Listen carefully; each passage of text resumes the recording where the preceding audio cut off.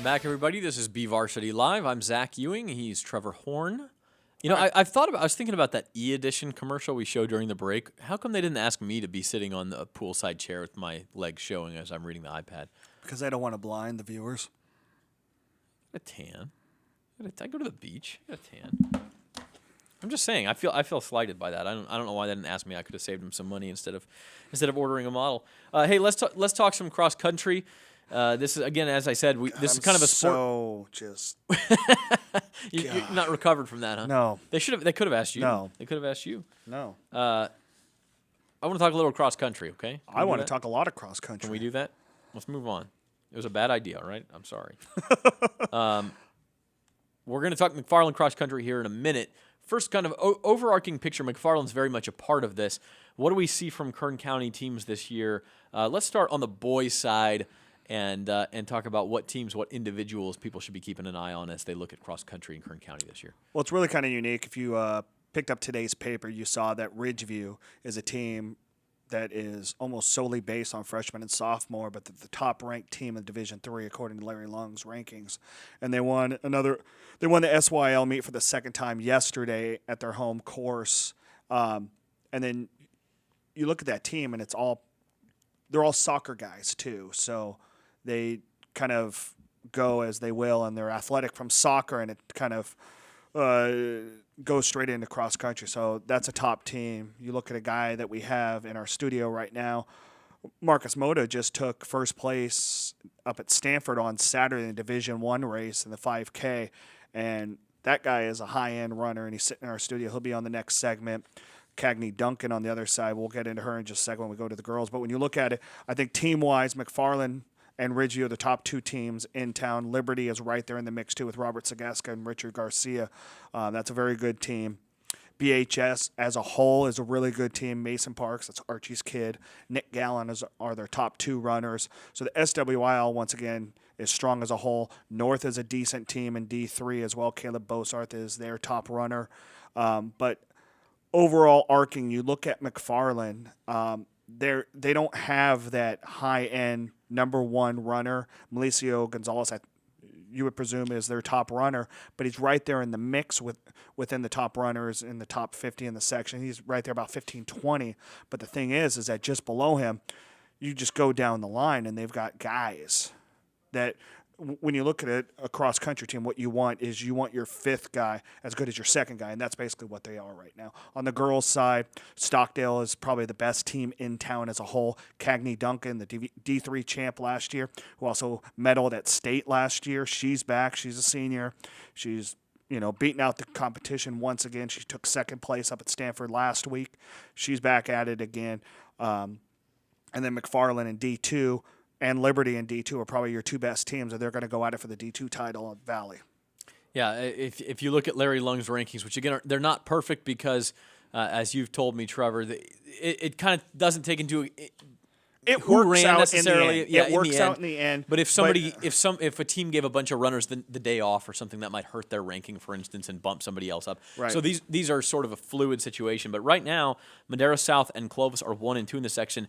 Ridgeview, as you mentioned, number 3, and McFarland at number 4. A couple of weeks ago or last week, McFarland was actually number 2 in the section. Mm-hmm. They are a contender to win the Division I title. I wouldn't call them the favorite, but no, McFarland Madera is right South there. is the favorite this year. Other boys teams in the top 10 overall, you have Highland and Liberty. Yep. And then on the girls' side, the top-ranked team, again, McFarland, they're number 4 in the section.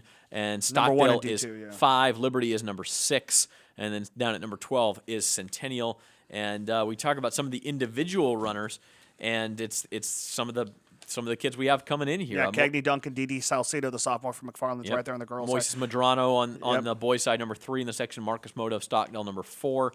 So really a lot of talent here leading up to the section championships in mid-November at Woodward Park in Fresno, and then the state championships, which are always the Saturday after Thanksgiving at Woodward Park. And I'll be at both of those. So that's handy. what we're leading to with cross country. Speaking of McFarland, Trevor, you went and talked to some of the guys, and Jim White, the legendary coach out there, Joel Lopez and Amador Ione, and a lot of the guys who've been around that program a long time. And we all know the movie, the McFarland USA movie that came out 3 years ago.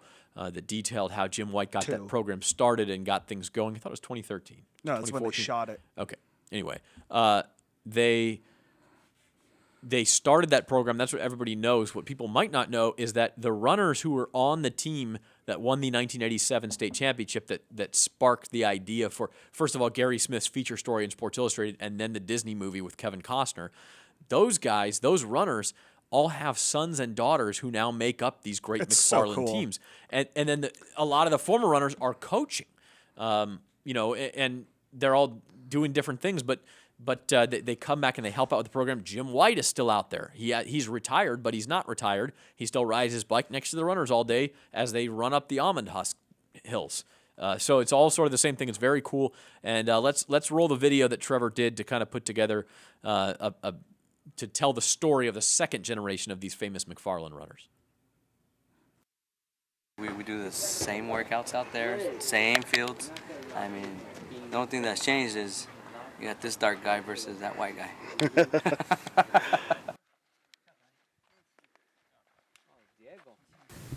Well, yeah, we try to keep it the same. I mean, why break something that's not broken, or why fix something that's not broken is what they say, right? So it's really not broken, so we just keep trying to do the same thing. It's an important part of it. Right now, today, there's three of our alumni out here helping the boys. Some of them had kids out here, some of them have nieces and nephews running, but whether they do or not, they're still giving back to the community. Yeah, they're giving back, so that's an important part of it, to make something of their life, do something worthwhile, give back, yeah, pass it forward. That's what they're doing. You know what? This is all I know.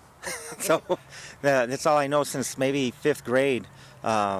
We're running here for the McFarland Parks and Rec, the same program that I've coached, running for Mr. White and on through high school and then collegiate years. Even ever since I left in high school, I've always been in sport, either the boys, the girls program, more now the girls. I have a daughter that's on the team. So, it hits close to home. And I'm here in my community. I still live here. I love this sport. I love these kids. And I just want them to be successful. Thing you did in high school. Same exactly. Except I got slower, they got faster. Now, why haven't you changed something? Formula for success, I guess. You do change some things, maybe. Like, I measure body composition or, some of the new scientific stuff that you might do, recovery. But workout-wise, mileage-wise, same thing.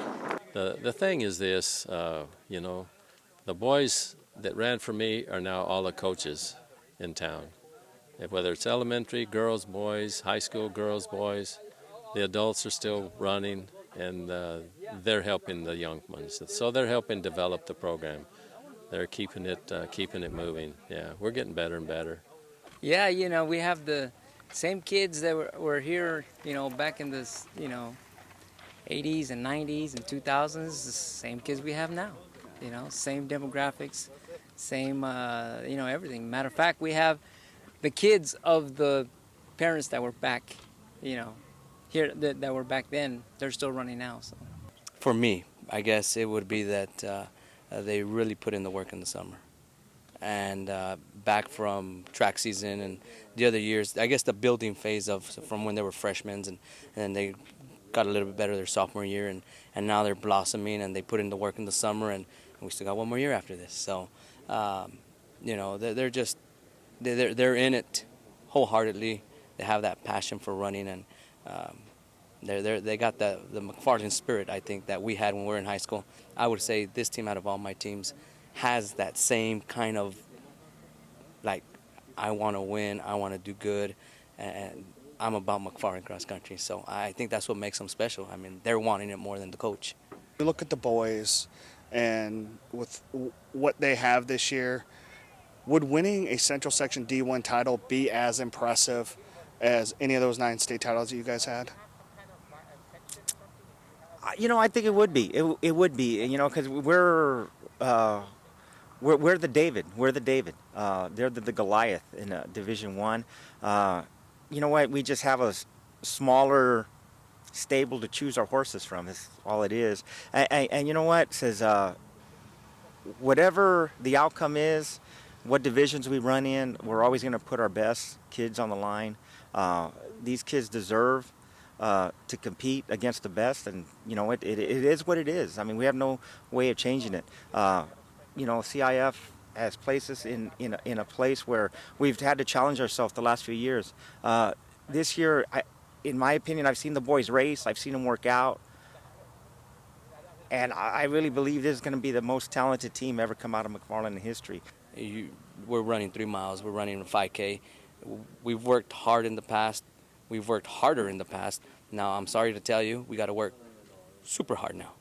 So, I mean, at the end, I think it's the ones that reap the most benefit are McFarland cross-country kids, although you don't have a state championship, although you don't have, you know, whatever titles you want to call them, but I think at the end, they work the hardest. And it benefits us completely in terms of life, because we'll never get denied the opportunity to say, hey, you're not going to tell me I'm not going to succeed, because I'm going to succeed. We've won all the other divisions, 2, 3, 4, 5, but we've never won a D1. Now, we won Masters, which would have been the equivalent of a D1, but they've cut that meet out. But we've been section valley champions, you know, overall, even a small school. But right now our goal is Madera South. Yes, that's a worthwhile goal. They're ranked 5th in the state, so we'll see what we can do. High school, to tell you the truth, when we won state titles, it really didn't come across like, wow, state champions. For us, it was just like, hey, well, okay, we won. Mr. White's happy. Okay, oh well. Now you measure all this. Now that I'm an adult, I think about those state titles, and I'm thinking, wow, that was pretty amazing. But at the time, you really don't think about it. Now, if they come across with the Valley title, let's say, I think it would be something extremely special, because they've overcome the obstacle of perseverance. Is they basically, people say it won't happen, it can't happen, you're not going to do it, and I'm sorry, but you don't tell us you can't do it, because you know what, we might not, but we're going to definitely try. Just amazing stuff for McFarland, still running up there and just getting better and better. And we'll continue to talk McFarland. When we come back, we're going to talk to a few other cross-country folks from Bakersfield and having successful seasons so far, and what their goals are as we move into the Woodward Park portion of the season, the important part, and the county championships and all those things in the next few weeks. We'll be right back on BVarsity Live.